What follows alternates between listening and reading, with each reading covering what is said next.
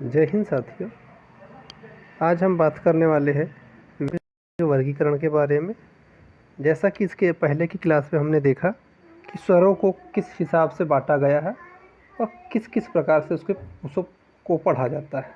तो आज हम बात करते हैं व्यंजनों के बारे में। तो सबसे पहले हम देखते हैं व्यंजनों के भाग। तो व्यंजनों को मुख्य रूप से 3 भागों में बांटा गया था: स्पर्श व्यंजन, अंतस्थ व्यंजन और ऊष्म व्यंजन।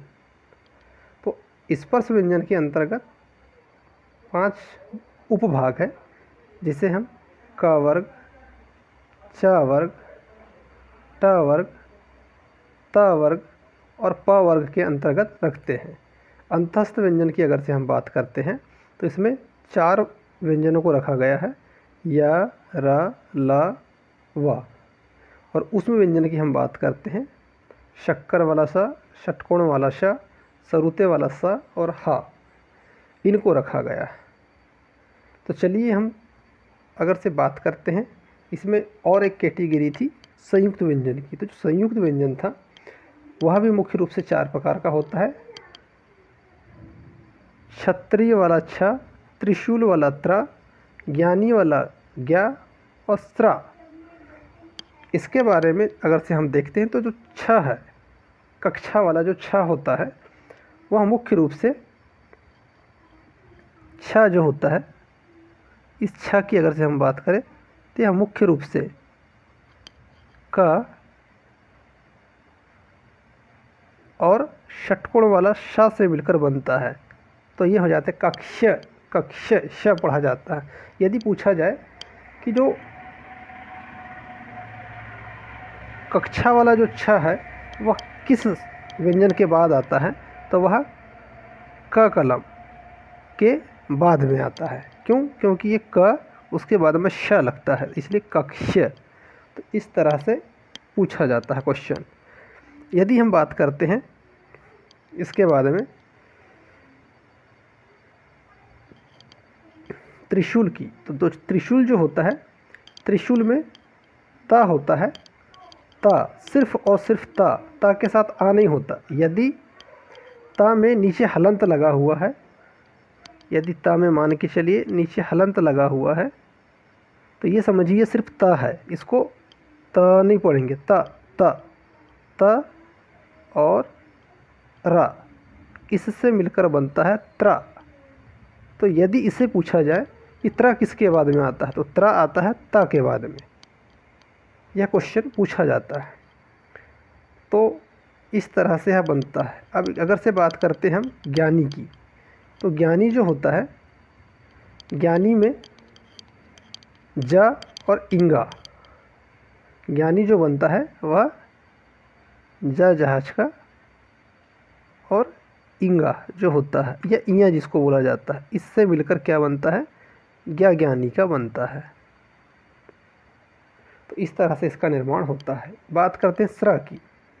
स्रा की अगर से हम बात करते हैं तो जो स्रा है वह शक्कर वाला स प्लस रा से मिलकर बनता है। तो इसमें भी पूछा जाता है कि जो स्रा है, जो स्रा है वह किसके बाद में आता है, तो वह आता है स शक्कर वाला स के बाद में पड़ता है। तो शक्कर वाला स और रा, इससे मिलकर स्रा बनता है।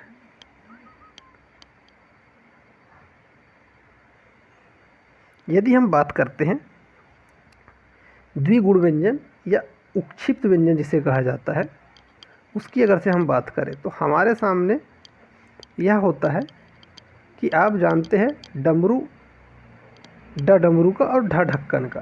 जो डमरू होता है वह इस प्रकार से लिखा जाता है, और जो ढक्कन होता है वह इस प्रकार से लिखा जाता है। परंतु इसका एक एडवांस रूप होता है। डा में नीचे जो बिंदु लगती है और ढ में जो नीचे बिंदु लगती है, इन्हें उत्क्षिप्त या द्विगुण व्यंजन कहा जाता है। इनका किसी भी प्रकार से मुख्य रूप से वर्णमाला में इनका उपयोग नहीं होता है, परंतु इन्हें अतिरिक्त रूप में रखा जाता है। तो इस तरह से हमने देखे यहाँ पर कि उत्क्षिप्त या द्विगुण व्यंजन किसे कहा जाता है। बात हम आगे करते हैं और विस्तार से समझने का प्रयास करते हैं। आगे हम देखते हैं कि जो स्पर्श व्यंजन होते हैं वह मुख्य रूप से 5 भागों में बांटा गया था। क वर्ग, च वर्ग, ट वर्ग, त वर्ग और प वर्ग। तो यदि हम देखते हैं, सबसे पहले हम बात करते हैं, इसको बांटा गया है स्पर्श व्यंजन को कंठ, तालु, मूर्धा, दंत और ओष्ठ के आधार पर इन्हें वर्गीकृत किया गया है या बांटा गया है। तो आइए चलिए हम देखते हैं। यदि हम क वर्ग की बात करें तो ये क वर्ग जो होता है, इसका उच्चारण जो होता है क वर्ग का, यह मुख्य रूप से कंठ से होता है, इसीलिए इसे कंठ व्यंजन कहा जाता है। यदि आप उच्चारित करके देखेंगे क, ख, ग, घ, इंगा, ये जो है क वर्ग, इसका उच्चारण आपके कंठ से होता है, इसलिए इसे कंठ व्यंजन कहा जाता है। अर्थात क वर्ग जो होता है वह कंठ व्यंजन होता है। उसके बाद में हम बात करते च वर्ग की।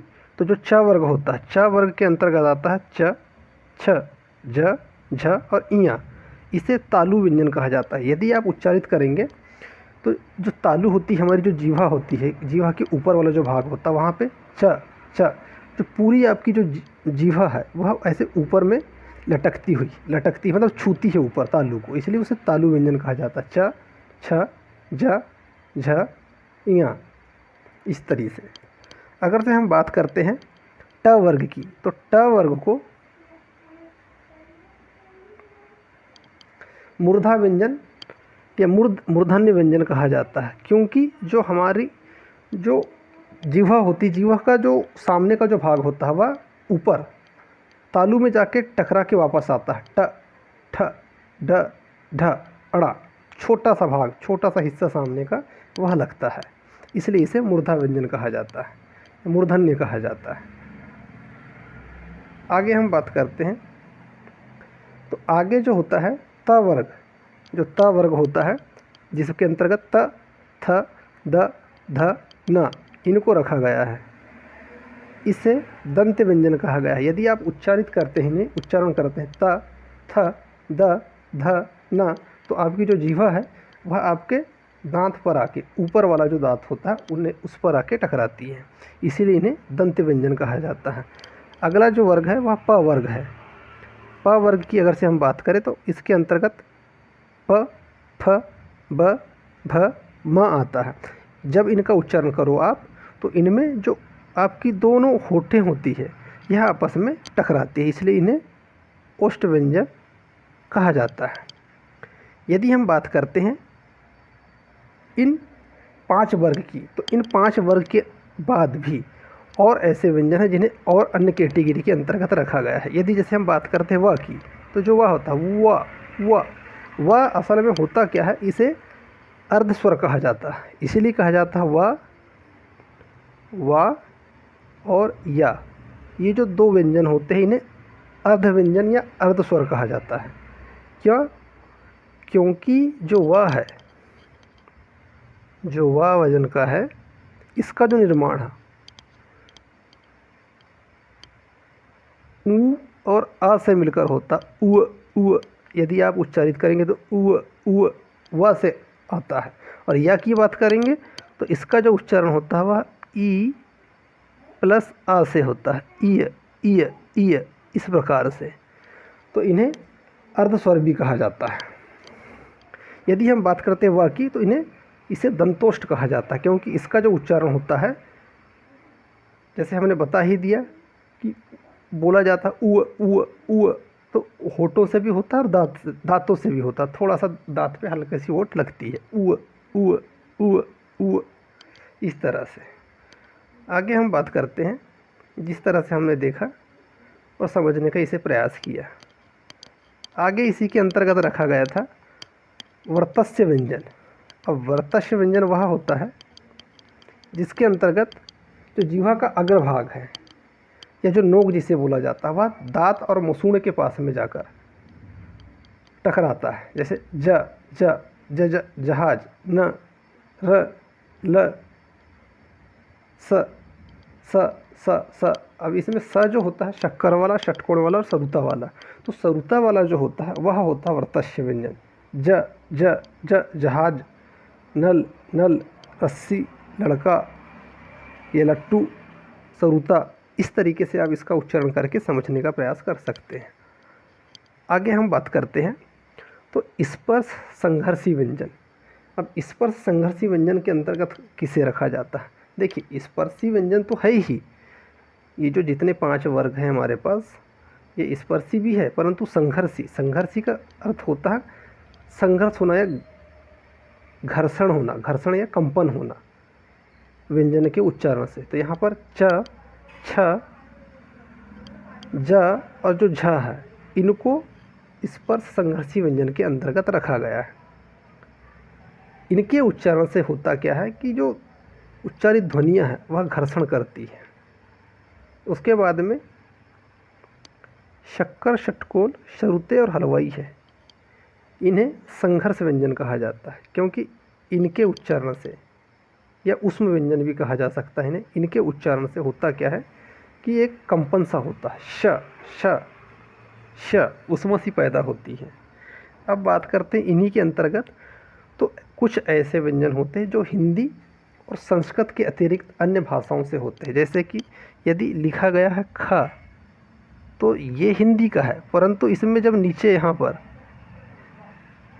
बिंदु सा लग जाए, जैसे ग, ग, यदि यहाँ बिंदु लग जाए, जैसे ज, ज हिंदी का है, परंतु यहाँ अगर से बिंदी लग जाती तो यह अरबी या उर्दू से माना जाता है इस शब्द की उत्पत्ति। इसीलिए इन्हें विदेशी शब्द या विदेशी भाषा का शब्द कहा जाता है, क्योंकि उर्दू, अरबी और फारसी हमारी देश की भाषा नहीं है। आगे हम बात करते हैं नासिक व्यंजन। ऐसे व्यंजन जिनका उच्चारण नाकों के उन्माद से होता है, अर्थात जो अभी हमने स्पर्श व्यंजन पढ़ा, स्पर्श व्यंजन के 5 वर्ग जो है, 5 वर्ग के 5वें नंबर का जो व्यंजन होता है, हर 5वां व्यंजन स्पर्शी व्यंजन का, क वर्ग, ट वर्ग, त वर्ग, प वर्ग, इनका जो भी 5वें नंबर का, 5वें स्थान का जो व्यंजन होता है वह हमेशा नासिक व्यंजन कहलाता है। जैसे यहाँ आप देख ही रहे हैं, इया, अड़ा, नल, मछली और उसके बाद में इंगा। तो इस तरीके से ये 5 जो व्यंजन हैं इन्हें नासिक व्यंजन के आधार पर रखा गया है। अब बात करते हैं ल की।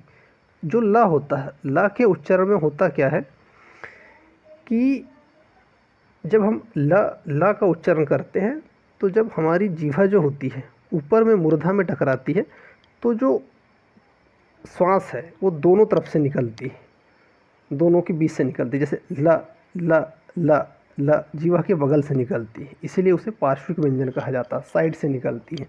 अब लुंठित व्यंजन, जिसे प्रकंपित व्यंजन के नाम से भी जाना जाता है, इसके अंतर्गत र को रखा गया। जैसे र बोलेंगे तो आपकी जो जीवा होगी वह कंपन करेगी, प्रकंपित होगी, इसीलिए उसे लुंठित या प्रकंपित व्यंजन भी कहा जाता है। बात किए हमने उत्क्षिप्त व्यंजन की, तो इसके बारे में हमने चर्चा थोड़ी देर पहले ही की है। आगे अगर से बात करते हैं तो अघोष व्यंजन। अब घोषत्व के आधार पर व्यंजन को 2 भागों में बांटा गया है, आघोष और सघोष। अघोष के अंतर्गत क्या होता है, वायु बिना अवरोध के बाहर निकलती। इसके अंतर्गत जो हमारे स्पर्श व्यंजन थे उसका पहला और दूसरा व्यंजन प्रत्येक वर्ग का, चाहे वह क वर्ग हो, चाहे च वर्ग हो, चाहे वह ट वर्ग हो, चाहे त वर्ग हो, चाहे वह प वर्ग हो, इनके पहले और दूसरे व्यंजन को मुख्य रूप से इसके अंतर्गत रखा गया। जैसे क वर्ग के अंतर्गत क और ख, च वर्ग के अंतर्गत च और छ, ट वर्ग के अंतर्गत ट और ठ, त वर्ग के अंतर्गत त, थ, प वर्ग के अंतर्गत प और फ। उसी प्रकार से जो ऊष्म व्यंजन होता है हमारा, ऊष्म व्यंजन के 3 व्यंजन, शक्कर वाला सा, षटकोण वाला सा और सरुते वाला सा, इसके अंतर्गत हा को नहीं रखा गया है। तो इस तरह से अघोष होता है जिसके अंतर्गत वायु जो है बगैर अवरोध के बाहर निकलती है। दूसरी बात करते हैं सघोष की, तो इसके अंतर्गत जो वायु है वह कहीं ना कहीं अवरोधित होती है। जैसे स्पर्श व्यंजन के अंतर्गत तीसरा, चौथा और पांचवा जो व्यंजन है इसके अंतर्गत रखा गया है। यदि हम बात करते हैं जो हमारा अंतस्थ व्यंजन था या, रा, ला, वा, इन्हें भी इसके अंतर्गत रखा गया है और हा को, क्योंकि हा छूट गया था। इस तरह से यहाँ पर मुख्य रूप से घोष व्यंजन की स्थापना होती है। आगे हम बात करते हैं प्राणत्व के आधार पर। तो प्राणत्व के आधार पर मुख्य रूप से व्यंजन है दो प्रकार के होते हैं, अल्प प्राण और महाप्राण। अल्प प्राण के अंतर्गत उन व्यंजनों को रखा जाता है जो स्पर्श व्यंजन का पहला भाग, पहला व्यंजन हो, तीसरा व्यंजन हो और पांचवा व्यंजन हो। तो क वर्ग का पहला, तीसरा, पांचवा, च वर्ग का पहला, तीसरा, पांचवा, ट वर्ग का पहला, तीसरा, पांचवा, त वर्ग का पहला, तीसरा, पांचवा और प वर्ग का पहला, तीसरा, पांचवा। और उसी कैटेगरी के अंतर्गत अंतस्थ व्यंजन को भी रखा गया है, या, रा, ला, वा। तो इस प्रकार से अल्प प्राण की स्थापना या उत्पत्ति होती है। वहीं बात करते हैं महाप्राण की, तो महाप्राण के अंतर्गत स्पर्श व्यंजन का दूसरा और चौथा जो व्यंजन है उनको रखा गया है। उसके बाद में ऊष्म व्यंजन महाप्राण के अंतर्गत रखा गया है। आगे हम बात करते हैं अंतस्थ व्यंजन के। तो अंतस्थ व्यंजन को उच्चारण की दृष्टि से अलग अलग भागों में बांटा गया है। जैसे कि रा, तो सबको पता है रा प्रकंपित होता है, तो इसे मूर्धा रूप में रखा गया है। यदि हम बात करते हैं या की, तो या जो है तालव्य के अंतर्गत रखा गया है, या को तालव्य की दृष्टि में रखा गया है। रा को मूर्धा में रखा गया है। ला दंत के अंतर्गत रखा, और वा को दंतोष्ठ के अंतर्गत रखा गया है। इसी प्रकार से ऊष्म व्यंजन की अगर से हम बात करें, तो ऊष्म व्यंजन, ये जो ऊष्म व्यंजन है, शक्कर वाले श को तालव्य में रखा, शक्कर, शक्कर, शक्कर। षटकोण वाले को मूर्धा में रखा गया है, षटकोण। ऐसे समझने, यदि आप उच्चारण करेंगे श श श, तो इसमें आपको फर्क पता नहीं चलेगा, परंतु आप शक्कर वाले को शक्कर बोलेंगे तो आपकी जो जीवा वह कहीं ना कहीं तालु में टकराएगी, शक्कर, शक्कर। षटकोण, षटकोण, षटकोण बोलेंगे तो मूर्धा में जाके जीवा टकराएगी। सरोता, सरोता बोलेंगे तो दंत में जाके आपकी जीवा टकराएगी। वहीं हलवाई बोलेंगे तो कंठ से इसका उच्चारण होगा। तो इस तरह से यहाँ पर हमें देखने को मिलता है। यदि आप इसे सिर्फ इसी के रूप में जैसे श श श ही बोलेंगे तो आपको इसमें उच्चारण में समझ नहीं आएगा, परंतु इनका पूर्ण रूप जैसे कि शक्कर, षटकोण, सरुता, हलवाई ऐसे जब बोलते हैं या हल बोलते हैं तब आपको इनका उच्चारण समझ में आता है। तो अपने मुखार बिंद से एक बार उच्चारण करके देखेंगे तो समझ में आएगा आपको। यदि हम बात करते हैं रा की, तो रा को बहुत सारे ऐसी कैटेगरी जिसके अंतर्गत रखा गया है, जैसे अल्प प्राण, अल्प प्राण के अंतर्गत रखा गया है। और घोष के अंतर्गत लुंठित या कंपित के बारे में हमने बात कर ही लिया था। इसको तो अंतस्थ व्यंजन भी कहा जाता है। अर्ध स्वर की कैटेगरी में भी रखा जाता है। इसे वर्तस्य ध्वनि भी कहा जाता है। लोढ़ित या लुंठित व्यंजन, ये दोनों ही कैटेगरी एक ही है, इसे एक ही समझा जाता है। और यह अशक्त व्यंजन, अशक्त। बात करते हैं स्र की, तो जो स्र होता है वह हमने इसे पहले ही समझने का प्रयास किया है कि शक्कर वाला सा प्लस र से मिलकर यह स्र बनता है। तो यह संयुक्त व्यंजन की कैटेगरी के अंतर्गत आता है। और हमने बात भी किया था कि यह स शक्कर के पश्चात आता है। यह भी हमारी बात हो चुकी थी। बात करते हैं आगे। तो कक्ष, श, स वाला, कक्षा वाला, छ, यह क